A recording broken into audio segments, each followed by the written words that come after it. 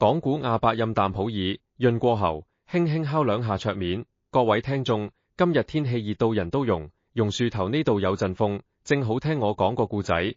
呢個故仔就發生喺我哋廣州，冇幾耐之前嘅事。主角叫鄭偉明，土生土長嘅西關仔，30出頭，後生時讀書唔多，公庵執笠之後就靠送外賣搵兩餐。佢份人老實，唔煙唔酒，就係運滯啲。老豆走得早，得佢同病咗10幾年嘅阿媽相依為命。佢最怕咩？最怕凌晨時分手機嘅派單鈴聲，因為一聽到就代表佢又要扎入廣州城最靜、最黑、最陰濕嘅角落。嗰晚5月尾，龍舟水前嘅悶熱，空氣稠到似糖漿。佢踩住部2手抬鈴，準備收工，忽然手機叮一聲響。荔灣北路恩寧路附近一棟舊唐樓，8層冇電梯，5樓別室，一碗白粥，一條油炸鬼，備註寫住請放門口，唔好敲門，唔好出聲。偉明睇到個地址，心諗恩寧路嗰頭近年搞活化，但後街巷仔仲有好多舊樓丟空咗，平日拍烏蠅。佢冇多想，取餐紮好就開車過去。沿途路燈一盞光一盞暗，經過寶華橫巷，連街燈都冇埋。嗰棟樓立喺巷底，外牆水刷石剝落晒，露出紅磚，大鐵門虛掩。推門時嘎一聲，響到成條巷都聽到。樓梯黑紋紋，喊破喉嚨咁應燈都唔着，佢唯有開手機電筒，水磨石樓梯級中間踩到凹晒，牆邊堆滿爛花盆、佛霉報紙，空氣瀰漫一陣塵味混住陣年油煙，又似有陣淡淡檀香味，隱隱約約。上到3樓轉角，電筒光一照，牆上有紅漆寫住幾個大字：今日你食咗未？下面畫個圓圈，圓圈入面打個交叉，好似一隻空洞嘅眼。偉明心諗，邊個咁無聊喺度畫符？但後背脊已經涼叔叔，佢加快腳步上到5樓，走廊盡頭就是別室。佢將外賣袋輕輕放喺門口，正想走，眼角掃到地下有張摺埋嘅紙，佢諗可能係前一個外賣仔跌低嘅單，順手執起，紙佛黃佛脆，打開一睇，字跡娟秀，藍色圓珠筆寫住：後生仔唔好回頭，行快2步。偉明頭皮一炸，即刻轉身。走廊空無一物，對面門縫底下一線光閃一閃，又熄咗。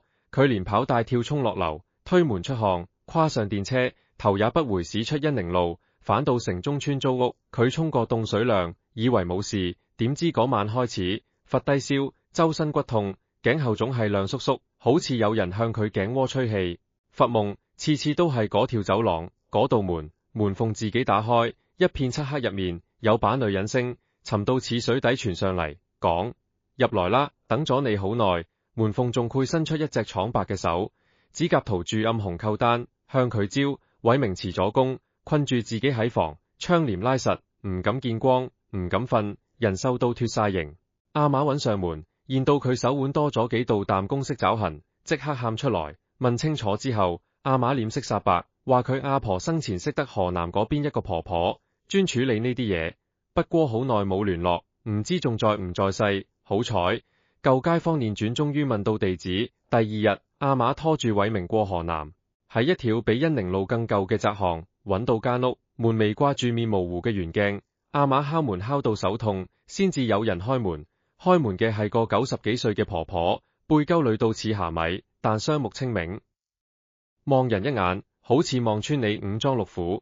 婆婆聽完嚟龍去脈，又睇過偉明手腕，叫佢攤開手掌，枯瘦手指喺佢掌心挖幾挖，閉眼沉吟一陣，先開口：後生仔，你唔係撞到普通嘢，嗰間屋埋住好重怨氣，你唔單止撞到，仲惹返嚟。你係咪執過嗰度嘅嘢？偉明點頭，話執過帳紙，但已經掉咗。婆婆嘆一聲：帳紙就係佢俾你嘅人，你執咗就係應咗。呢單嘢好麻煩，要救你，可能要搭上我剩低嗰10幾年陽壽。窗外大雨傾盆，婆婆望住雨水沿住玻璃流落嚟，好似眼淚。佢講：我要去嗰間屋一趟，就係今晚，子時。講完佢慢慢轉身，行入內堂，點燃一炷香，煙霧裊裊升起，融入潮濕嘅空氣入面，隱隱約約，好似有陣白粥油炸鬼嘅味道，從很遠很遠嘅地方飄過嚟。雨冇停過，鄭偉明企喺婆婆間屋嘅門口，雨水順着屋檐滴落，打喺青石板上，濺起細碎嘅水花。阿媽穩住佢隻手，雙手又凍又震，但用力握住，好似一重手個仔就攰被乜嘢扯走。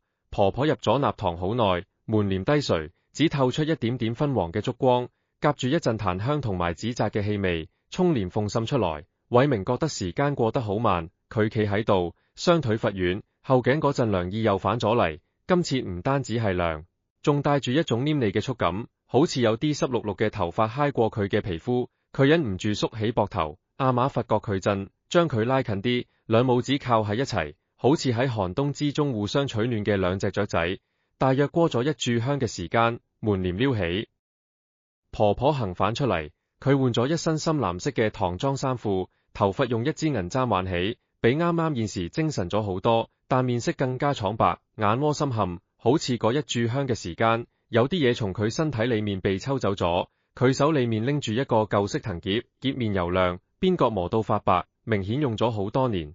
佢將藤篋放喺八仙台上打開，入面有黃紙、毛筆、朱砂、幾紮香，仲有一紮用紅繩紮住嘅榕樹鬚，同一個銅剪劍，劍身細長，銅綠斑駁。婆婆望住偉明，後生仔，你驚唔驚？偉明喉嚨乾到講唔出話，只係點了一下頭，又搖搖頭，最後逼出一句驚，但係我信婆婆。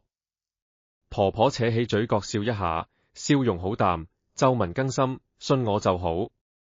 你要記住，等陣無論聽到乜嘢聲，睇到乜嘢影，你都唔好出聲，唔好應。佢叫你，你當聽唔到。佢拍你膊頭，你當冇感覺。你只要企喺我身後，揸住呢紮榕樹須，唔好放手。佢將嗰紮紅繩紮住嘅榕樹須遞俾偉明，榕樹須乾枯咗，但仲有陣淡淡青砂味，掂上手有種微微刺手嘅粗糙感。阿媽拉住婆婆嘅衫袖，婆婆，攰唔攰有危險？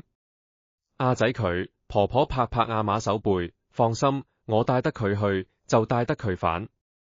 你留喺屋企，幫我睇住盞燈。呢盞油燈唔可以熄，如果燈心跳，你就添油；如果燈焰轉青，你就即刻跪喺神主牌前邊，叩3個頭，講有清土地公，借路過3關。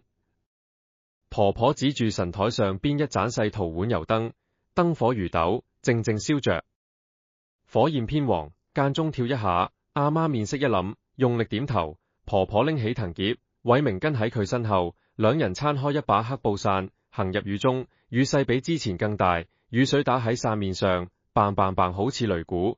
巷子裏的積水浸到角畫，偉明着住對波鞋，水滲入去，凍到入骨。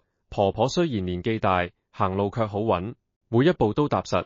黑布傘遮住佢半個身，雨水沿住傘邊流落，成串成串，好似珠簾。出咗巷口，婆婆唔搭車，亦都唔叫偉明開電車，佢慢慢行，沿住河南嘅舊街，穿過同福路，經過一堂堂妓樓底下。凌晨嘅廣州，妓樓底空蕩蕩，只有檐前滴水同佢哋兩把腳步聲。偉明唔敢問點解唔搭車，只係黐實婆婆背後行。行咗好耐，雨尖細，變成毛毛雨絲，飄喺空中似霧。佢哋終於行到恩寧路口，轉寶華橫巷，嗰棟唐樓又出現喺眼前。呢次睇落同上次唔同，整棟樓被雨霧包裹，輪廓朦朦朧朧，好似一幅宣紙上印開咗嘅水墨畫。大鐵門依然虛掩，門續缺油嘅假聲再響起，喺凌晨嘅雨夜傳得特別遠，餘音裊裊，似有回響。婆婆喺門口停低，冇即刻入，佢衝藤篋取出3支香，用火柴點着。呢度冇縫，火柴一劃就着，火苗不直，3支香嘅煙亦都不直上升，冇散開，直直升到鐵門上方，好似被乜嘢吸住。婆婆將香插喺門邊牆腳一條縫隙度，嗰度明顯有舊香腳嘅痕跡，一層疊一層，已經燒成灰黑色嘅硬塊。婆婆低聲念咗幾句嘢，聲好細，偉明聽唔清內容，只隱約聽到土地門神借路幾個字。念完，婆婆推門入去，樓梯間依然漆黑，但今次唔使開電筒。婆婆從藤篋拎出一盞細紙燈籠，入面點住一小截炸燭，燭光微弱，只照到3-4級樓梯，但好穩定，唔攰左右晃。跟實我，搭我踩過嘅地方。婆婆話佢哋開始上樓梯，婆婆行得慢，每一步都踩得好實，落個磨聲。偉明跟住佢，每一步都踏喺婆婆踩過嘅石級上，好似行喺一條隱形嘅路。上到3樓轉角，偉明忍唔住用眼角掃向嗰幅牆，紅七字仲喺度。今日你食咗未？圓圈交叉喺燭光之下，啲公漆好似濕咗，有層水光，又似係剛剛寫上去嘅。佢即刻別開眼，唔敢再睇。婆婆亦冇停，繼續行，上到4樓同5樓之間嘅樓梯平台。婆婆忽然收慢腳步，偉明聽到5樓上面有聲音，一陣極輕極細嘅聲音，像係有人用指甲輕輕刮住木門，一下停一停，又一下停一停，節奏緩慢，卻異常清晰，喺死寂嘅樓梯間回蕩。婆婆停咗落嚟，佢側耳忍咗一陣，然後回頭望偉明一眼，眼色沉靜，微微搖頭，示意佢唔好出聲。偉明屏住呼吸，連氣都唔敢透，左手將嗰紮榕樹須揸到實一實，掌心出汗，榕樹須嘅粗糙感紮住皮膚，係佢唯一覺得真實嘅嘢。行，婆婆輕聲道。佢踏上最後一級樓梯，轉到5樓走廊，燭光照到走廊盡頭嗰扇6、7木門，別室門縫底下透出一線光，同上次一樣，微弱不穩定，一閃一閃，似火焰被風吹動。但走廊明明冇風，刮門聲停咗，取而代之係一把女人嘅聲從門後轉出來，輕輕柔柔，像舊式留聲機唱鉗挖過黑膠唱片前嘅嗰一陣靜電噪音，帶着沙沙嘅底噪，但又異常清晰。係咪送粥嚟㗎？婆婆企喺走廊中間，冇再行前。佢將紙燈籠交到左手，右手伸入藤夾，摸出嗰柄銅剪劍，劍身出鞘，銅綠喺燭光中泛出暗沉嘅青光。捉到咗。婆婆開聲，聲音沉穩，同平日同偉明阿媽講話嗰種老邁口氣完全唔同，多咗一層厚重同堅硬。不過呢碗粥你食唔起。門後沉默咗幾秒，然後那把女聲再次響起，語氣冇變，依然輕柔，但字與字之間好似多咗啲乜嘢，像冰底下流動嘅水，表面平靜，深處暗沖。婆婆，你帶咗個後生仔嚟，係佢應承我嘅。門縫底下嘅光忽然晃一下，變咗，由昏黃變成一片青白，冷到冇溫度嘅青白。偉明見到門縫下面有一樣嘢慢慢伸出來，幾根蒼白嘅手指，指甲暗紅，慢慢從門縫底下的空隙向外爬，五指張開，指尖朝上，好似一朵從地底脹出來嘅花。婆婆舉起銅剪劍，劍尖直指嗰幾根手指，佢冇退後半步，反而踏前一步，將偉明更穩地護喺身後。佢應承你嘅嘢，我代佢船。婆婆嘅聲音喺走廊裏回蕩，一字一字，像鐵釘敲入木板。你收咗就要放人。門後轉來一陣笑，笑聲好輕，像碎瓷片互相摩擦。然後嗰幾根手指停住，冇再伸出，亦冇縮翻去，就感覺喺門縫底下，指尖微曲，似在等待，又似在衡量。燭火跳了一下，紙燈籠裏嘅插燭燒到一半，婆婆嘅背影喺燭光裏拉得好長，佢瘦小扣女嘅身軀立喺走廊中央，竟有眾山一樣嘅沉穩。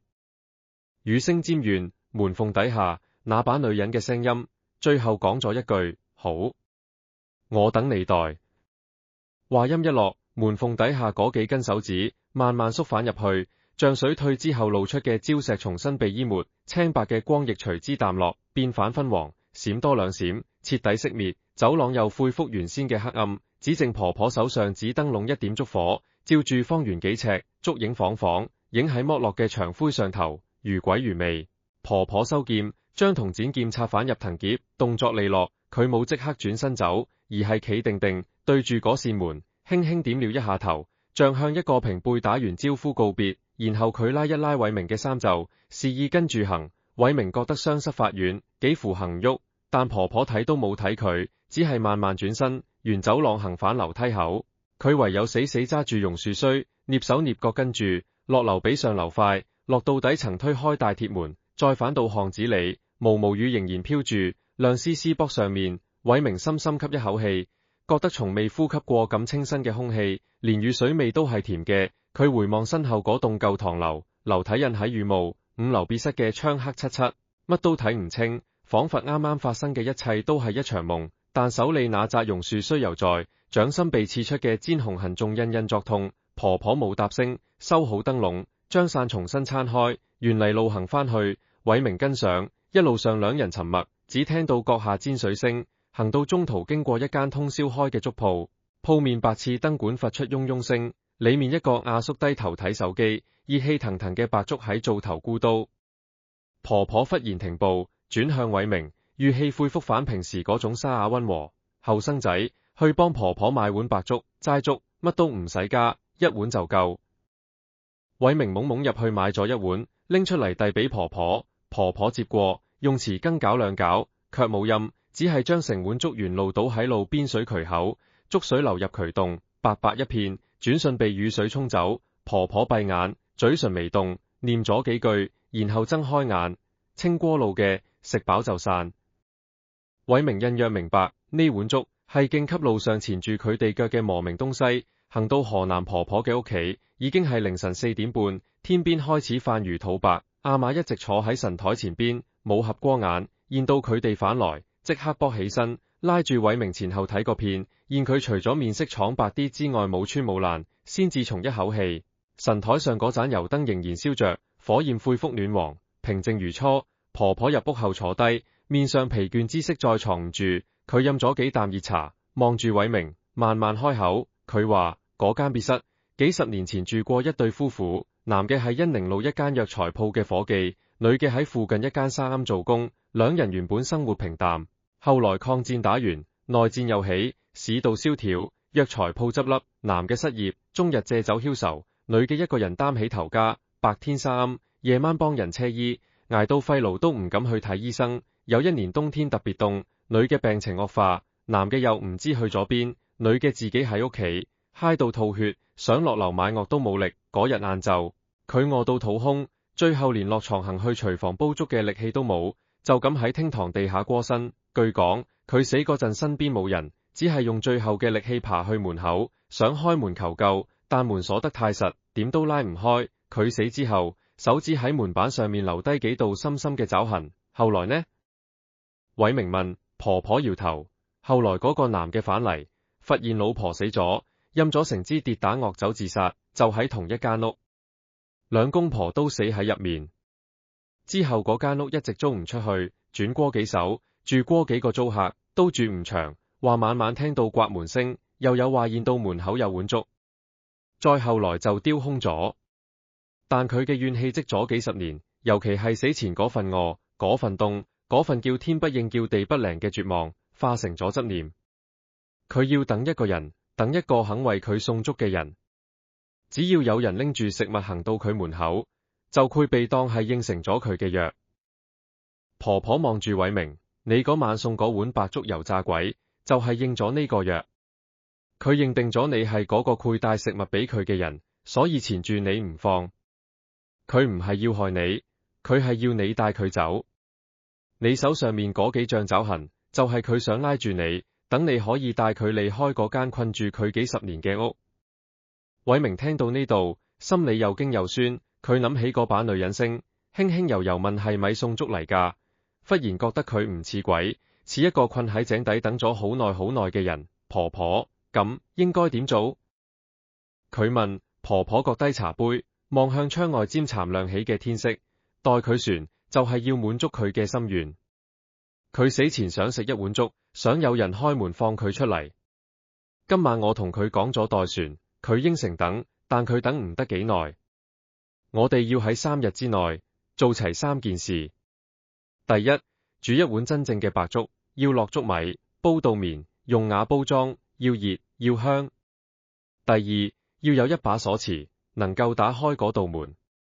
第三，婆婆讀一讀，望向偉明，目光裏有一種難以言喻嘅沉。要有一個活人，親手將碗粥捧入去，放喺廳堂正中央，然後行出嚟，鎖好道門。偉明心裏一緊，要我？婆婆點頭，係你。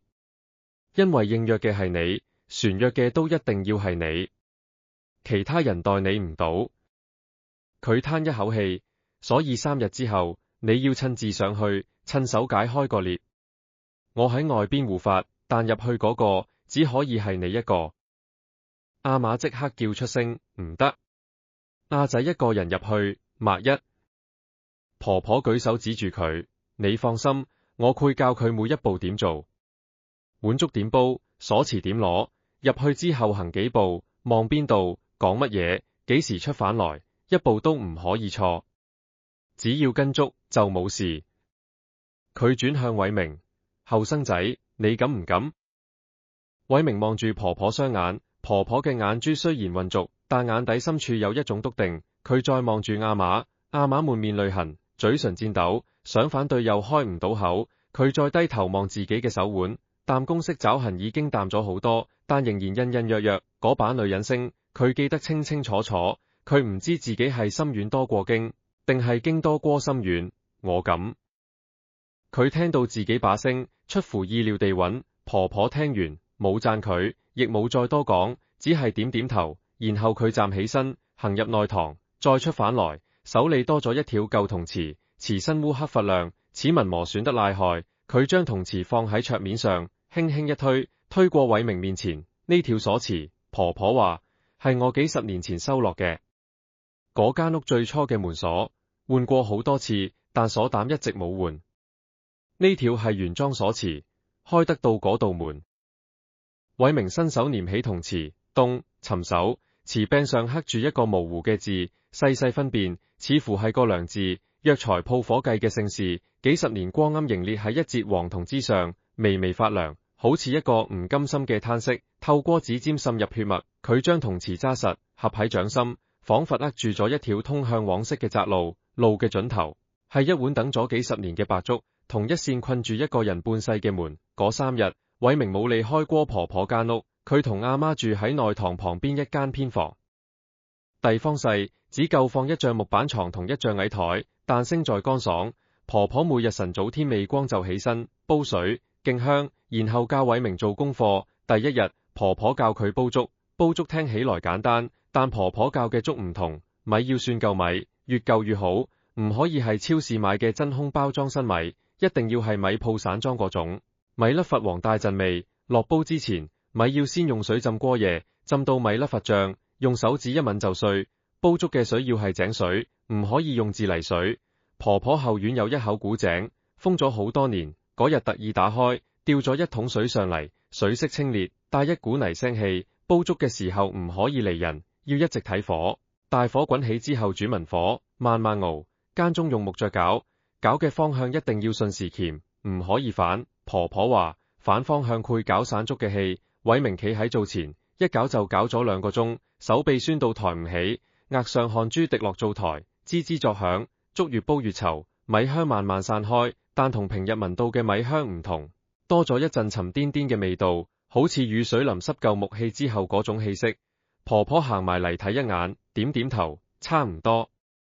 熄火，攤凍，聽日再煲過。第2日，婆婆教佢認路，唔係認街巷，係認嗰間屋裏面嘅路。婆婆從藤夾拎出一張舊紙，紙面泛黃，邊緣爛咗幾處，但用墨線畫住一張平面圖，圖好簡單，一個長方形，入面分3格，門口入來係廳堂，廳堂左邊係廚房，右邊係睡房，廳堂中央畫咗一個圓圈，圓圈入面有個竹字，睡房門邊畫咗一個細三角形。婆婆話係神位，早年間有人安過，但後來拆咗，剩低個釘痕。你入到去之後，唔好四圍望。婆婆手指點住張圖，由門口行去廳堂中間，行7步，唔多唔少，7步企定。企定之後，將碗粥放喺地下圓圈位，放好之後，你要講一句話，粥到咗，你食飽就上路。講完，你向後退，退返門口，關上門，用鎖匙鎖好。記住，退嘅時候要面向廳堂，唔可以背對。同埋，退嘅時候無論引到乜嘢聲，你都唔可以回頭望，一步都唔可以回頭。偉明將張圖望到滾瓜爛熟，喺偏房地上模擬行咗幾十次，閉眼7步，放碗，講話，退後，關門，鎖匙，每一步都記喺腦入面，好似刻落去。第3日，婆婆冇再教佢新嘢。朝早佢俾偉明食咗一碗齋麵，清清淡淡，話食飽先有力。之後婆婆叫佢沖涼，用柚子葉煲嘅水沖，從頭淋到落腳。沖完之後換上一套新嘅白衫白褲，純棉，冇領冇扣，婆婆親手裁嘅，衫褲上冇任何標記，潔白如紙。黃昏時候，婆婆開始準備，佢將前2日煲好攤凍嘅粥重新加熱，瓦煲上灶，火苗舔住煲底，粥慢慢滾起，米香濃郁得似有實質，美漫成間廚房。婆婆用一隻新嘅白瓷碗盛起，粥面平滑如鏡，冇一絲米粒浮起。佢用紅紙剪咗一個圓形，合喺碗面上，然後佢將條銅鎖匙用弓繩穿好，掛喺偉明頸上，銅匙貼住胸前皮膚，冰涼一路滲入去。記住，婆婆望住偉明，眼神認真到近乎嚴厲。我企喺走廊盡頭，唔豁入去。如果入面傳出任何聲，你都唔好理。如果佢同你講嘢，你唔好應。你只做你應承做嘅事，做完就走。一旦你應咗佢一句，或者回頭望一眼，我就冇辦法保證你出返來。偉明點頭，喉嚨發緊，講唔出話。天完全黑落來，今晚冇雨，但天陰，冇星冇月，夜色濃得像墨。婆婆帶上藤篋，偉明捧住瓦煲，兩人再次行過河南舊街，過恩寧路，轉寶華橫巷。巷子裏同上次一樣安靜，但今晚有風，風沿住窄巷穿過，烏烏煙煙，將人扼住喉嚨哭。婆婆放慢腳步，喺大鐵門前停低，取出香燭點燃，3支香插喺門邊舊香腳堆中，煙被風吹散又聚攏，繞住門框盤旋。婆婆推開門，樓梯依然漆黑。婆婆點起紙燈籠，燭火喺鳳裏搖晃，光影亂舞。佢哋逐級而上，偉明捧住瓦煲，瓦煲透過碗底傳上嚟溫熱，係佢唯一覺得暖嘅嘢。上到3樓轉角，佢睇到嗰幅牆，紅漆字仲喺度，但今晚唔同。今日你食咗未？幾個字旁邊多咗一橫，歪歪斜斜，似係剛剛加上去，寫成一個死字。下面圓圈交叉仍然在，但圓圈中間多咗2點，好似2隻眼。偉明心裏一寒，但記起婆婆話過唔好理，佢眼珠冇多停留，繼續行到5樓走廊。走廊今晚冇門縫光，別室嘅門印沒喺黑暗之中，輪廓模糊，似融咗入牆。婆婆行到走廊中間偏前位置停低，將紙燈籠掛喺牆上一枚舊鐵釘上，燭光穩住，照亮前面幾尺地。佢衝藤篋取出銅錢劍，橫握手中，然後轉頭望偉明，點一下頭，去。聲音級輕，偉明深深吸一口氣，雙手捧住瓦煲，向前行，1步、2步、3步，佢數住4步、5步、6步，到第7步，佢企定，面前就係嗰扇6/7木門，距離不到1臂，門板舊漆剝落，木紋喺燭光下隱約可言，靠近門鎖位置有幾道深深嘅垂直黑痕。凹入木板入面，像手指用力刮過留下嘅。佢記起婆婆講，女人死前爬去門口，想開門求救，佢冇猶豫，伸出右手，將瓦煲輕輕放喺地面，瓦煲底同水磨石地接觸，發出落一聲輕響，然後佢直起身，開口，聲音有啲啞，但一字一字清清楚楚。捉到咗，你食飽就上路。講完，佢即刻開始退後，面向門，一步一步退返走廊方向。退到第3步，門後忽然傳出一陣聲，輕輕的，像有人起身，衫料摩擦嘅窸窣聲，然後門縫底下一線光幽幽亮起，昏黃微弱。第5步，門後轉來一聲細細嘅抽泣，像忍咗幾10年終於忍唔住。第6步，突然門板內側傳出一陣刮嚓聲，從低到高，尖細刺耳，好似指甲狠狠劃過木面，1下、2下、3下，偉明心頭狂跳，幾乎想即刻轉身跑，但佢死死咬住牙，眼珠定定望住前面嘅門，一步都冇停。第7步，佢退到門框邊緣，右手摸到門邊，用力一拉，木門架一聲關上，沉重地合攏，門縫底下嗰一線光仍然亮住，但冇再晃動。偉明從頸上解下銅鎖匙，手震到幾乎對唔準磁孔，佢將鎖匙插入，向左轉一圈，咔嗒一聲清脆，門鎖扣實。鎖匙扣實嘅一瞬間，偉明覺得全身嘅力氣都被人抽走咗，佢雙膝一軟，差啲跪低，連忙伸手撐住旁邊嘅牆，牆灰又凍又粗，刮住手心，佢先至覺得真實。佢大口大口喘氣，喉嚨又乾又濕，像跑完一場馬拉松。走廊盡頭，婆婆依然企喺原位，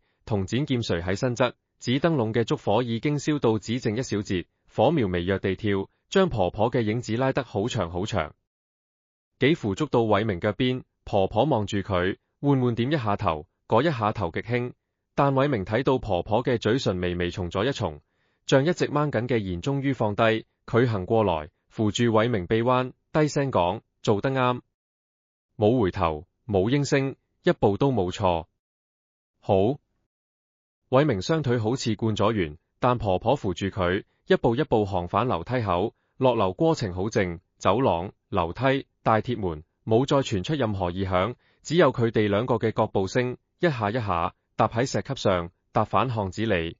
寶華橫巷嘅鳳比來時大咗，捲起地面幾片枯葉，打轉又落返地。偉明回望一眼，唐樓嘅窗口依然漆黑，但5樓別室嗰扇窗，佢睇到一剎微弱嘅光，一閃即逝，像有人喺窗後點着咗一盞燈，又隨即吹熄，然後一切都靜落來。返到河南婆婆屋企已經過咗午夜，阿瑪依然守住神台油燈，見到佢返嚟，衝上前一把攬住，攬到佢幾乎透唔到氣。婆婆入屋後冇多講，只係叫偉明去沖多次柚子葉水，換返乾淨衫褲，然後早啲瞓。偉明沖完涼，躺喺偏房木板床上，覺得身體好攰，但精神反而好清醒。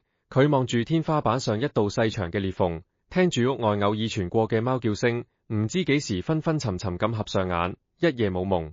第二日醒嚟，天已大亮，陽光從窗縫漏入來，喺地面畫出一條金色光帶，塵埃喺光裏浮動。偉明起身，覺得周身輕爽，後頸嗰陣涼意已經消失得無影無蹤。佢低頭睇自己手腕，淡公色爪痕唔現晒，皮膚光滑，好似從來冇出現過。佢忍唔住用力搓幾搓，搓到發紅，都再冇任何痕跡浮反出嚟。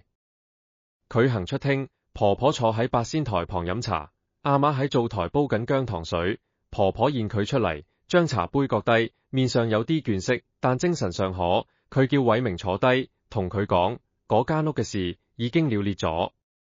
佢食咗粥，聽咗你句說話，鎖匙一扣，困住佢嘅結就解開咗。以後嗰間屋就係一間普通空屋，唔愧在前人。婆婆讀了讀，又講：不過你記住，以後夜晚經過恩寧路嗰頭，千祈唔好再行入寶花橫巷。條巷本身有佢嘅規矩，你破咗一單，唔代表可以隨意嚟去。偉明用力點頭，應承婆婆。之後幾日，偉明同阿瑪返咗西關嘅租屋，佢重新揾工，今次冇再送外肉，經朋友介紹去咗一間街市雜貨鋪幫手，日頭開工，夜晚收鋪，生活規律返好多。阿瑪嘅病似乎都好咗少少，面色紅潤咗，藥展都少咗。偉明覺得一切慢慢返到正軌。有時坐喺鋪頭門口睇街市人來人往，佢諗起嗰幾個夜晚嘅經歷，但諗起時已經冇嗰種寒意，只如一陣說不清嘅空落。過咗大約1個禮拜，有一日晏晝，雜貨鋪唔忙，偉明坐喺舉台後面睇報紙。報紙第3版有一則小新聞，講恩寧路一棟舊唐樓進行危樓檢測，發現5樓一間空置單位嘅門鎖老化嚴重，有關部門準備更換。新聞好短，得幾行字，配咗一張黑白相，正係嗰棟唐樓嘅外觀。偉明睇到張相，心裏微微一動，視線掃過相片角落，然後佢定住相片裏面5樓別室嘅窗台上放咗一隻白瓷碗，碗邊缺咗一缺，碗底印約有一圈米白色嘅乾字。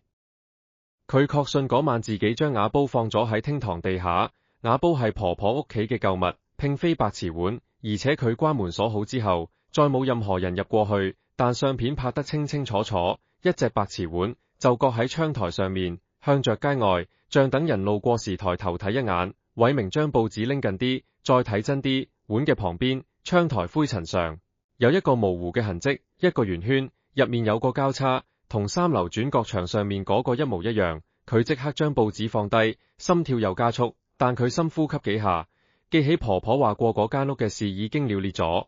佢信婆婆。婆婆用10幾年陽壽擔保嘅事，冇理由會錯，可能只係以前住客留低嘅碗，又或者係清潔工人放喺度嘅。佢將呢件事收埋喺心入面，冇同阿瑪講，亦都冇再去恩寧路求證。又過咗幾日，落大雨，黃昏時分雨勢稍歇。偉明收鋪後行過街市口，見到一個賣花嘅阿婆收檔，竹籃入面剩低幾支白色嘅薑花。佢忽然想起婆婆，諗住買幾支去探佢。薑花清香。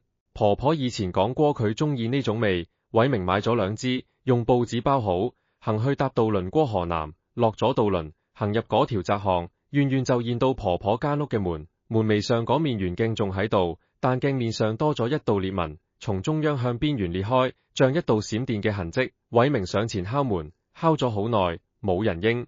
佢再用力敲，門內依然一片死寂。隔籬屋有個師奶聽到聲，開門探個頭出嚟，話：後生仔，你搵梁婆婆？佢前幾日走咗啦。偉明呆住，走咗？去邊度？師奶嘆一口氣，去咗啦。走得好安詳，瞓覺時過身，聽講係自然老去，殯儀館車嚟接走嘅。佢冇親人，後事係街道辦處理嘅。偉明企喺門口，手裏兩支薑花嘅清香淡淡縈繞，雨水從屋檐滴落，打濕佢膊頭。佢望向門楣上面那面裂開嘅鏡，鏡中影出佢自己嘅臉，被裂紋分割成兩半，雙眼一左一右，睇落去像兩個唔同嘅人互相凝望。佢忽然明白，婆婆嗰晚講要用10幾年陽壽嘅意思，陽壽唔係慢慢消耗，係一次過抵押出去，喺件事了裂嗰一刻就即時兌現。佢將兩支薑花輕輕放喺門邊，花枝靠住青石門檻，雨水淋濕花瓣，白色更白。佢企咗一陣，然後轉身行反渡輪方向，行到巷口，佢回頭望多一眼，婆婆間屋嘅門仍然緊閉，但門縫底下透出一線極淡嘅光，暖黃色，一閃就消失。偉明揩一下眼，轉頭行出巷，渡輪嘅汽笛聲從江邊傳來，悠長而沉悶，混入雨後的暮色裏。佢手插褲袋，行上碼頭，褲袋入面有一件凍亮嘅硬物，係嗰條銅鎖匙。佢嗰晚鎖門之後，唔記得傳返俾婆婆，一路留喺身邊。而家婆婆走咗，呢條鎖匙再冇人可以交傳。佢將鎖匙揸喺掌心，黃銅被體溫誤到微暖，瓷柄上嗰個梁字在暮色中模糊難辨，像一個消逝嘅名字，沉入珠江無盡嘅流水裏。婆婆走咗之後，偉明有排都冇再去河南嗰邊。條銅鎖匙佢用紅繩穿好，收喺枕頭底下面，冇丟，亦冇刻意去睇，就由佢擱喺度，生活繼續過。雜貨鋪嘅工雖則辛苦，但勝在實在，每日搬貨、收銀，同街坊傾兩句，時間好快就過。阿嫲嘅身體時好時胚，但總歸冇再惡落去。偉明甚至開始儲到少少錢，諗住過一排換個好啲嘅租屋，等阿媽住得舒服啲。轉眼過咗成個月，天氣熱到癲。7月尾，廣州好似個大蒸籠，日頭曬到街市頂棚嘅鐵皮啪啪聲，人都焗到冇咗半條命。嗰日下晝，鋪頭忽然接到一個電話，係街道辦打來，話有個舊街坊嘅後事要處理，問偉明可唔可以幫手。佢一頭霧水，問清楚至知，原來係寶華橫巷嗰棟舊唐樓要拆，政府規劃恩寧路一帶嘅舊城改造，嗰棟唐樓因為結構問題列入咗清拆名單。街道辦清點單位嗰陣，發現5樓別室門鎖住，撬開之後入面冇人住，但廳堂中央地下有個瓦煲，瓦煲入面有粥水乾涸之後留低嘅印。街道辦啲人覺得奇怪，查返舊記錄，發現個瓦煲上面有一個記號，係梁婆婆當年做燜米婆時慣用嘅標記，一粒朱砂公點。佢哋連轉打聽到偉明同梁婆婆有來往，所以想請佢去認一認，睇下係唔係婆婆嘅遺物。如果有親人要認領就盡快。偉明忍完，心理一沉，佢同鋪頭清咗半日假，搭車去恩寧路。寶華橫巷依然窄，但氛圍同以前唔同晒。巷口架住圍板，有工人在搬運竹棚，電鑽聲同鐵錘聲嘈到拆天。嗰棟唐樓外圍搭滿綠色安全網，只露出頂樓一小截外牆。佢行到門口，大鐵門已經拆咗，換咗臨時嘅木板閘，有街道辦嘅人喺度等佢。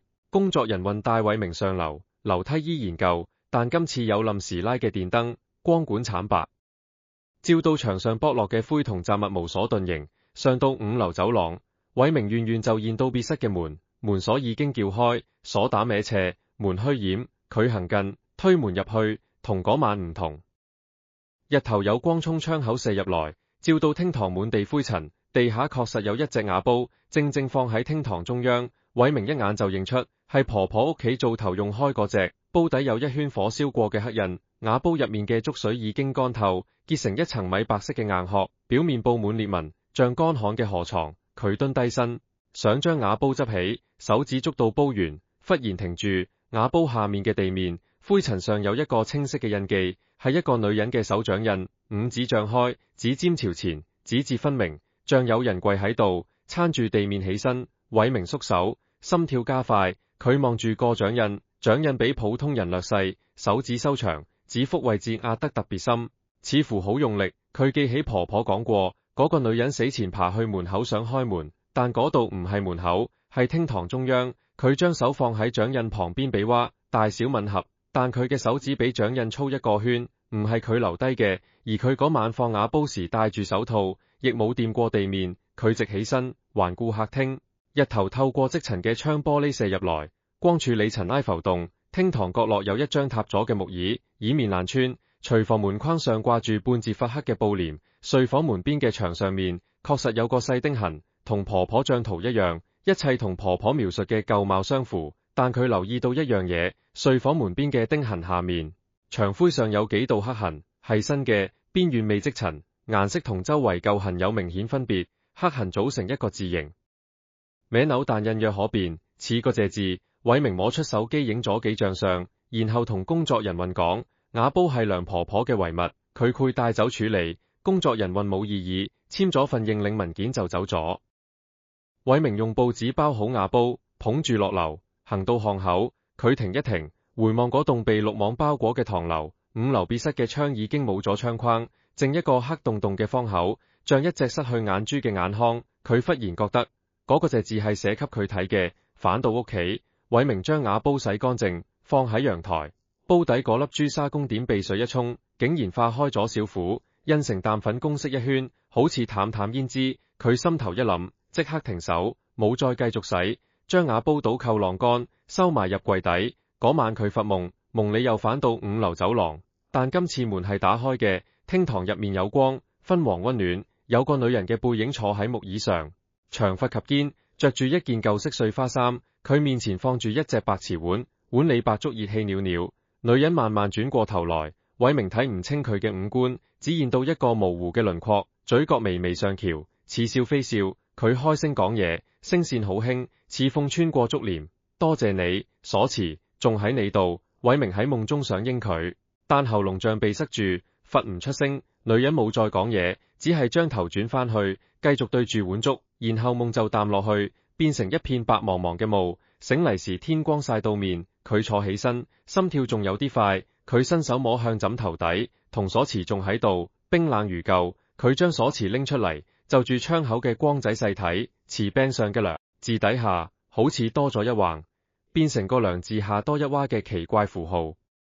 佢用指甲刮一下，刮唔甩，係食入去嘅。佢呆咗一陣，最終將鎖匙重新穿好，掛反頸上。銅匙貼住胸口皮膚，涼意滲入。佢諗，既然婆婆嘅事已經了結，佢嘅任務亦都完成。但嗰把女人聲說鎖匙仲喺你度，口氣你冇惡意，反而帶着一種平和的安心感，像把一件重要嘅嘢交託俾人。佢唔知係好事定胚事，但既然避唔開，就由得佢。窗外街市嘅人聲尖起，肉菜阿嬸嘅叫賣聲，電車鈴清聲，細路仔追跑嘅笑聲混成一片。廣州嘅早晨又嘈又暖，充滿煙火氣。偉明起身洗面，準備返工，銅鎖匙掛喺胸前，唔覺眼，但佢知佢喺度。銅鎖匙掛喺胸前之後，偉明起初覺得唔慣，沖涼時除低，瞓覺時又戴反，來來回回幾日，慢慢就當佢係普通飾物。瓷身被體溫誤到唔再冰涼，貼住皮膚，久了甚至察覺唔到佢存在。但佢開始留意到身邊有啲嘢無聲無息咁起咗變化。第一件事係佢阿媽嘅病，阿媽風濕骨痛好多年，尤其落雨天，關節腫到落唔到床。但呢排明明落過幾場大雨，阿媽竟然話周身重曬，晨早起身仲去咗街市買餸，返來同偉明講：阿仔，今日條魚好靜，我煲咗淮山杞子湯。偉明望住阿媽喺灶台前邊忙活，腰板比平時直，行路又快咗，心裏又驚又喜。佢暗碎自己多心，可能只係天氣好反，人自然精神。第二件事係雜貨鋪嘅生意，街市雜貨鋪做嘅都係街坊熟客，生意一向平穩，冇乜大起大落。但呢個月唔知點解，幫襯嘅人多咗好多，有啲新面孔。買完嘢仲同佢傾多兩句，老闆開心到見牙唔見眼，話呢排旺場，叫偉明多啲返工幫手，仲加咗佢人工。偉明收工時掃銀包，發現呢個月賺落嘅錢比之前多咗將近一半。佢啱啱夠剪滿一間大少少嘅租屋，2房一廳，有窗現光，阿媽唔使再屈喺嗰間黑文文嘅單間，佢同業主傾好，下個月就搬。第三件事最奇怪，係佢自己嘅瞓眠。以前佢瞓覺容易發夢，經常俾噩夢嚇醒，嗰排仲好，但呢個月佢每晚一合眼就瞓到天光，冇夢冇驚醒，連蚊都唔咬佢。有一晚佢半夜突然扎醒，唔知係飲多咗水想屙夜尿，定係乜嘢原因，佢朦朦朧朧睜開眼，見到床邊地下有一線淡淡嘅光，暖黃色，從門縫透入來。佢以為阿瑪起身煲水，叫咗聲阿瑪，冇人應。佢落床着鞋，行出廳入面黑漆漆，冇人，廚房燈亦冇開。佢行返入房，門縫嘅光已經消失咗。佢企喺度醒一陣，摸一摸胸前同鎖匙，匙身微暖，冇乜異樣。佢返上床，合眼，又瞓到第二朝。呢啲變化都係好事。偉明冇同任何人講，只係心入面隱隱覺得，一切同頸上掛住嘅鎖匙有關。佢唔知係福係禍，但既然目前樣樣順遂，佢就由得佢。直到有一日，佢喺街市口撞見一個人。嗰日收鋪後，偉明行過街市口熟食檔，想買盒燒鵝返屋企加餸。排隊嗰陣，前面一個阿叔忽然轉身上前，拍一拍佢膊頭：後生仔，你頸上掛住個乜嘢？偉明一愣，望住個阿叔。阿叔60歲左右，瘦削，戴住一副圓框老花鏡，着住一件洗到發白嘅灰色唐裝衫，手裏拎住一袋藥材。佢眼神銳利，盯住偉明胸口。偉明低頭，同鎖匙從衫領露出一截，紅繩鮮明，冇，係屋企留低嘅鎖匙，當褲帶。偉明隨口答。阿叔眉頭一皺，壓低聲線，語氣認真起來：後生仔，你知唔知呢條鎖匙係邊度來㗎？你唔好亂帶嘢，呢啲嘢有靈性嘅。佢停讀一下，上下打量偉明：你最近係咪覺得身邊啲嘢順到唔正常？老母病好咗，揾錢多咗，連覺都好瞓咗。偉明心裏落噔一聲，面上雍慈鎮定。阿叔點解咁講？阿叔冇直接答，只係望住偉明胸前銅匙，喃喃自語：梁婆婆嘅鎖匙點解會喺你度？佢抬頭望住偉明：後生仔，你同梁婆婆乜嘢關係？偉明見對方識得婆婆，放鬆少少，將事情大略講咗一次：外賣、唐樓、婆婆搭救、船竹、鎖門。阿叔聽完，面色變了幾變，最終嘆一口氣，拉住偉明手臂行去路邊人少嘅地方，壓低聲道：後生仔，你俾梁婆婆救咗一命，但佢過身之後，呢條鎖匙未交返出去，就等於佢嘅契過咗落你身上。梁婆婆做呢行幾十年，積落嘅唔單止係香火緣，仲有好多未清嘅債。佢生前用鎖匙鎖過唔少嘢，鎖過嘅嘢，鎖匙就係憑證。你而家掛住條鎖匙，就等於話俾人知，你係梁婆婆嘅接續人。偉明聽到接續人3個字，頭皮發麻。咩接續人？我唔識做法事㗎，阿叔。阿叔擺擺手，唔係叫你做佢嗰行，係呢條鎖匙認咗你。你嗰晚用佢鎖門，完成咗一件事，鎖匙上面嘅氣就過咗你度。自此之後，任何同呢條鎖匙有關嘅嘢，都會轉向你。佢望住偉明：你最近覺得順，唔係冇代價嘅。呢條鎖匙帶有梁婆婆幾十年積落嘅功德，會幫你擋災招運，但同一時間，佢亦係一盞燈，會吸引啲聞光嘅嘢埋來。偉明覺得喉嚨乾，咁我應該點做？阿叔搔一搔頭：我同梁婆婆有過一面之緣，當年佢幫我屋企處理過一啲嘢，我知佢嘅規矩，鎖匙既然過咗手，就冇得退返。你唯一可以做嘅，就係繼續用佢。當有嘢揾上門，你就要幫一次，鎖匙嘅債就清一啲，清到完為止。你唔幫，啲嘢就會纏住你，直到你幫為止。偉明呆立當場，佢望住胸前露出嘅銅匙，黃銅喺街燈下泛住暗光，匙柄上嗰個模糊嘅良字，好似微微顫動。佢諗起婆婆講過呢單嘢好麻煩，可能會搭上10幾年陽壽。而家先至明白，婆婆抵押嘅唔單止係陽壽，仲有鎖匙上面背負嘅成串因果。佢存咗一份債，但鎖匙上仲有其他未了嘅事，而家過咗落佢肩上。阿叔，你點稱呼？偉明問。阿叔扯起嘴角笑一笑，笑容帶點苦。我姓何，以前做紙紮鋪嘅，而家退休咯。你叫我何叔就得。你如果有咩搞唔掂，可以去恩寧路尾間舊涼茶鋪揾我間鋪就喺隔離。佢拍一拍偉明膊頭，後生仔，路係你自己行出嚟嘅，既然所持揀咗你，你就行落去啦。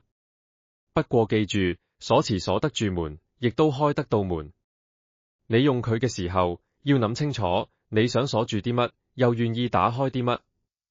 講完，何叔拎住袋惡財轉身行入人潮，幾下就消失喺街市嘅燈火如人聲之間。偉明企喺原地，手裏合燒鵝仲熱住，油香滲出來，頸上鎖匙貼住胸口，微亮，又隱隱有陣暖意，像一顆微弱嘅心跳，同佢自己嘅心跳疊埋一齊，一快一慢，一輕一重。喺嘈雜嘅街市裏，只有佢一個聽到。何叔嗰番話喺偉明心裏盤踞咗成個星期，佢照常返工、收鋪、睇亞碼，但每一次低頭見到胸前露出嘅銅錢，就攰不其然想起接續人三個字。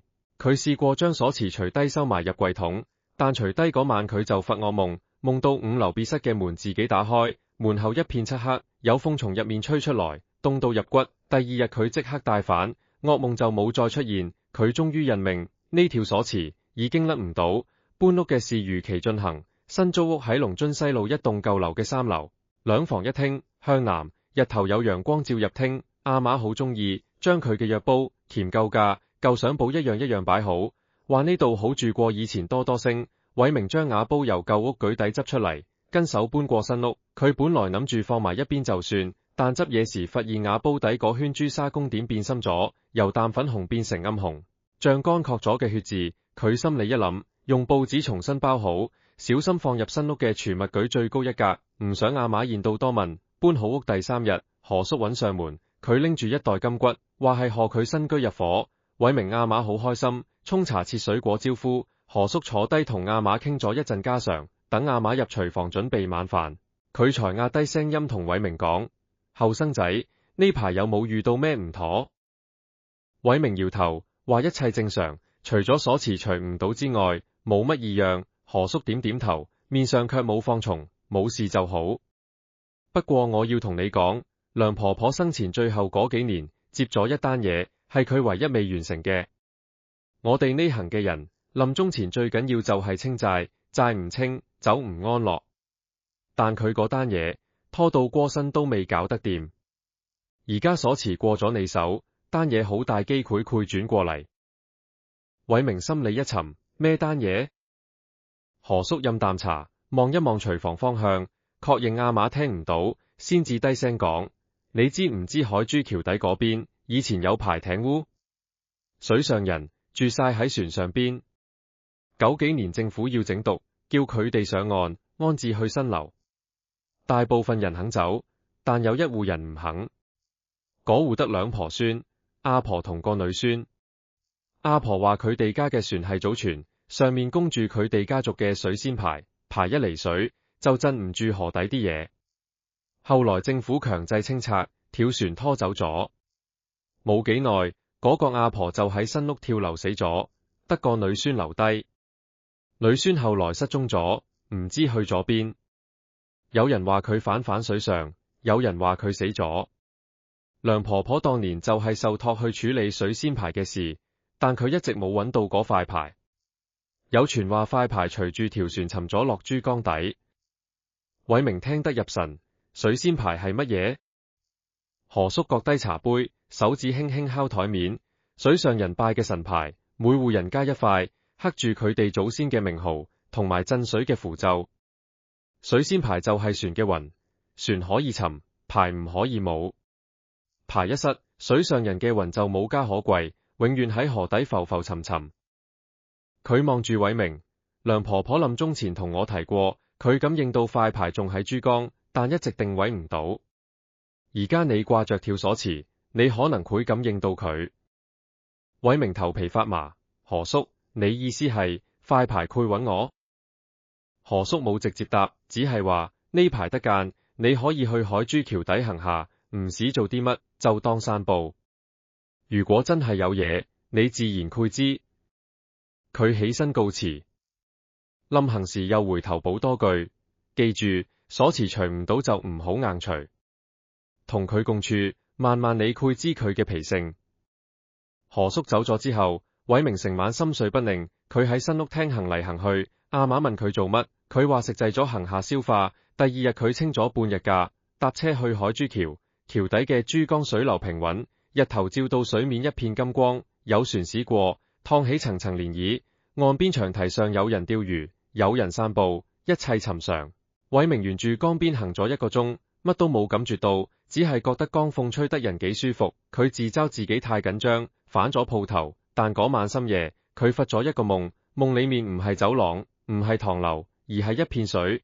佢企喺一條木船嘅船頭，船身搖搖晃晃，閣下江水墨綠，深不見底。船尾有個阿婆背對住佢，着住黑色嘅水上人衫褲，頭上包住布巾。阿婆慢慢轉過身嚟，面上皺紋深如刀刻，但眼神好溫柔。佢開口講嘢，聲音像江水拍岸，沙沙嘅。後生仔，你身上有梁婆婆嘅鎖匙，你幫我搵返塊牌好唔好？我個孫女等緊返屋企。偉明想答好，但夢裏佢開唔到聲。阿婆伸出一隻枯瘦嘅手，指向江面。偉明順住佢手指望過去，墨綠色嘅江水之下，有一團幽幽嘅光，昏黃，像一盞沉咗落去嘅油燈，喺水底深處緩緩旋轉。光團入面隱約有個長方形嘅影子，似係一塊木牌。然後夢就散咗。偉明扎醒時天未光，窗外有車聲經過。佢坐起身，摸一摸胸前鎖匙，匙身微亮，又帶住一陣濕潤嘅觸感，好似剛沖水裏面撈出來。佢低頭一睇，鎖匙上面有水珠，細細粒，沿住紅繩慢慢滑落，滲入衫領。佢起身行去窗邊，推開窗，望住龍津西路寂靜嘅街燈，遠處珠江嘅方向，天邊有一點魚肚白。佢深吸一口氣，知道自己冇得揀。跳鎖匙已經將佢帶到去水邊，而水底有嘢等緊佢。佢唔係問米婆，唔識做法事，但佢有一條鎖匙。同一句應承，婆婆用10幾年陽壽換佢一條命，佢欠婆婆嘅，而家要慢慢算。偉明決定揾何叔商量。第2日收鋪後，佢專程行去恩寧路尾嗰間舊涼茶鋪。涼茶鋪門面好窄，招牌褪色到剩低24尾3個字隱約可言。鋪內光線昏暗，幾排鐵罐裝住各式藥材，空氣彌漫一陣金苦交織嘅藥味。何叔果然坐喺鋪內一張竹椅上，手搖葵扇，面前放住一杯黑沉沉嘅涼茶。何叔聽完偉明嗰個夢，葵扇停一停，面色凝重，佢沉吟半響，開口：你見到嗰個阿婆，應該就係水上人嗰戶嘅阿嫲。佢託夢俾你，即係塊牌確實仲喺水底，而且感應到你身上嘅鎖匙。何叔擱低葵扇，行去鋪納一缺，喺一個舊木櫃底抄出一本佛黃嘅簿仔，翻開幾頁，指住一行手寫字，呢度記低咗，當年梁婆婆查過，嗰戶人姓鄭，阿婆叫鄭三妹，女孫叫鄭小梅。船拖走之後，鄭三妹跳樓，鄭小梅失蹤。有人最後見佢，就係喺海珠橋底，話佢企喺水邊喊。偉明湊近睇，簿仔上仲有梁婆婆用鉛筆輕輕畫嘅幾筆簡圖，一個長方形木牌，上面刻住幾行字，牌頂有個穿孔，穿住一條弓繩，旁邊寫住一句：排尋珠江南岸，佢橋燈7丈，水深3尋。但呢句說話被一條橫線劃咗，旁邊加咗2個字：唔准。估計梁婆婆後來查證過，發現位置唔啱，咁即係塊牌唔喺嗰度。偉明問，何叔搖頭，唔一定。梁婆婆當年年紀大，落唔到水，只係憑感應估。水上嘅嘢，水流潰沖，泥沙潰埋，幾十年間可能移位。佢合上簿仔，望住偉明，你既然發到夢，即係你有感應。你可以試下去江邊企多幾次，感受下鎖匙嘅反應。鎖匙係銅做，銅遇水潰有應，尤其係有靈嘅銅器。偉明問，我點知佢有反應？何叔黏住鬚根，你企喺水邊，如果鎖匙變動，或者變重，或者震動，就代表你企啱位置。你揾到個位之後，下一步再諗。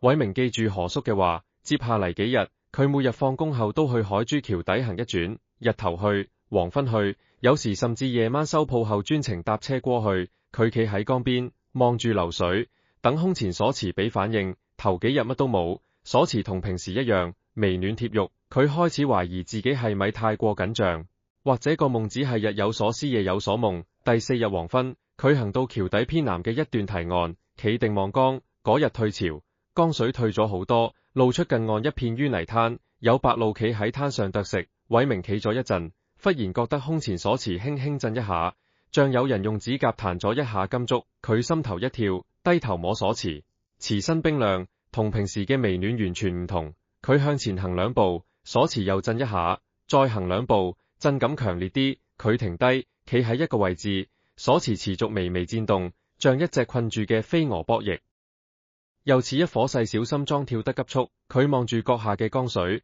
呢度水色偏深，流速比旁邊慢，水面有細細嘅漩渦打轉，像有嘢喺底下緩緩攪動。偉明記住呢個位置，用手機影低岸邊嘅地標，一根生鏽嘅鐵柱，上面纏住舊漁網。佢返去同何叔講，何叔聽完點晒頭，應該就係嗰度，深度3沉，大概5米左右，退潮時可能尖啲。何叔望住偉明，你識唔識游水？偉明一愣，識，但淨係識蛙式，游唔遠。何叔擺擺手，唔使游，你唔係要潛落去？水上人嘅規矩，排沉水底，要清返上嚟，唔係靠人落水去撈，係要引佢上嚟。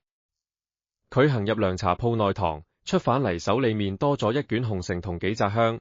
你聽晚退潮時再去，帶埋呢卷紅繩，一頭綁住你跳鎖匙，另一頭綁住岸邊嘅鐵柱，然後點香，插喺水邊泥灘上。你坐喺岸邊等到鎖匙唔震為止。鎖匙停咗，就代表快排嘅氣已經附咗上工程，你慢慢收繩，收返上來。偉明聽得心驚，咁簡單？何叔笑一下，笑意裏有種說不清嘅霎。簡單？你到時就會知。退潮時水退，會露出泥灘。你記住，任何情況下唔好踩落泥灘。你只可以企喺石堤上邊，伸隻手出去綁繩，點香。泥灘下面埋住好多嘢，你踩落去，就算快排上到嚟，你個人都可能落唔返。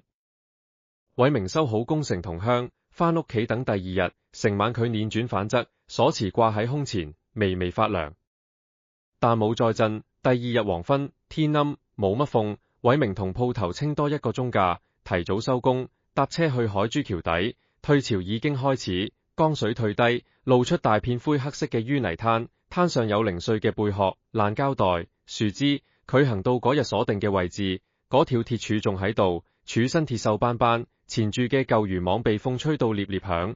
偉明深吸一口氣，蹲低身，將紅繩一頭牢牢綁住鐵柱，打咗幾個死裂，另一頭綁住同鎖匙，紅繩穿過時孔，係緊。然後佢將鎖匙連紅繩慢慢放落，垂到水面之上大約1尺，鎖匙懸空，輕輕晃燙。佢取出3支香，用火機點燃，插喺石堤邊緣嘅泥灘上。佢記住何叔話唔好踩落去，伸到最遠只能夠到泥灘邊緣，香勉強插穩，煙裊裊升起，被江風吹散又聚攏。偉明企喺石堤上，雙手扶住鐵柱，望住懸垂嘅銅鎖匙。鎖匙一開始輕輕轉動，然後慢慢停下，忽然鎖匙劇烈震起來，紅繩掹直，向水面方向扯，好似有嘢喺水底咬住鎖匙，要拉佢落去。偉明用力扯住紅繩，繩勒入手指，生痛。鎖匙同水底嘅嘢角力拉鋸，紅繩被扯到不直，偉明幾乎企唔穩。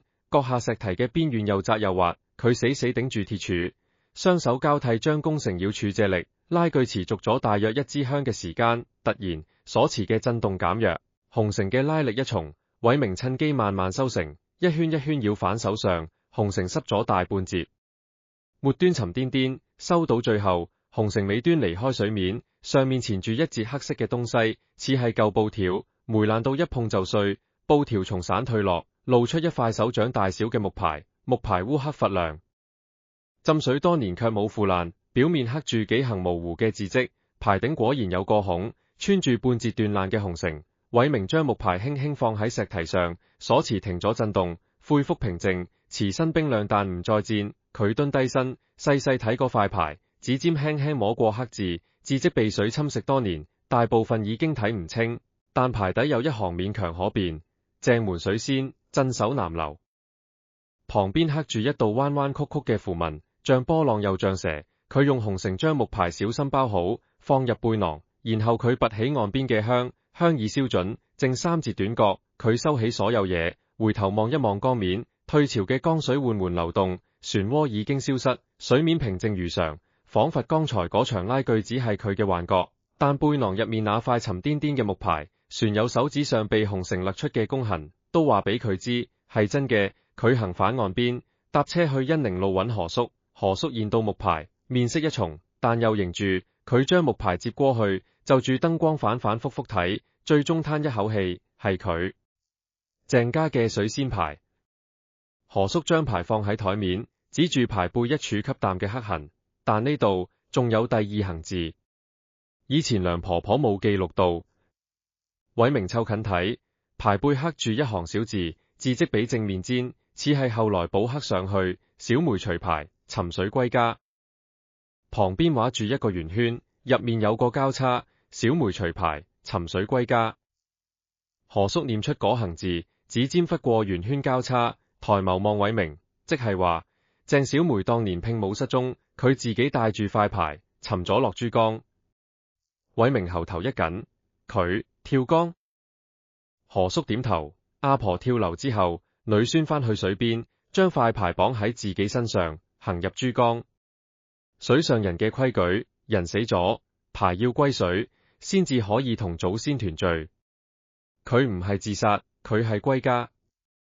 涼茶鋪立寂靜無聲，偉明望住台面嗰塊烏黑木牌，忽然覺得佢唔再係一塊牌，而係一個女仔嘅最後一步。佢諗起夢里江底嗰團昏黃嘅光，諗起嗰隻緩緩旋轉嘅影子，原嚟光入面唔止係木牌，仲有一個蜷縮嘅身影，抱牌沉眠。咁而家點做？偉明問。何叔將木牌輕輕推返偉明面前，既然你稱得佢上嚟，就要送佢翻去。水上人嘅魂歸處唔係陸地，係流水。你帶塊牌翻去江邊，將佢重新放落水，但要放晦水流去嘅方向，即係向南，珠江水流入海嘅方向。等佢順流而下，先至算真正返到屋企。第2日天未光，偉明獨自再去海珠橋底，晨霧籠罩江面，退潮未漲，水色灰蒙。佢企喺石堤上，背囊入面木牌用新弓繩重新繫好。佢將牌拎出，最後望多一眼牌面模糊嘅黑字，然後將紅繩一頭繫住鎖匙，輕輕將木牌放落水面，木牌浮一浮，緩緩下沉，紅繩從佢指間滑走，鎖匙震動一瞬，隨即靜落，木牌沒入墨綠江水，向南而去，消失於霧如流波之間。偉明企喺岸邊，望住流水，忽然覺得胸前鎖匙變暖，暖到似有人握過。晨風吹散江霧，對岸嘅樓宇輪廓漸漸清晰。佢轉身行返堤上，經過嗰支生鏽鐵柱時，發現上面纏住嘅舊漁網唔見咗，只剩一圈乾咗嘅紅繩頭，係佢昨晚綁落嗰條，在晨光中微微泛亮，像一條細細嘅路標，指向江水南流嘅遠方。從此之後，偉明仍然掛住條同鎖匙，佢間中繪行去江邊，唔做乜嘢，只係企一陣，望住流水。鎖匙再冇震過，亦冇再發過夢，但佢知道珠江底下有啲嘢終於返到屋企，而佢自己亦都慢慢習慣咗做一個帶住鎖匙行路嘅人。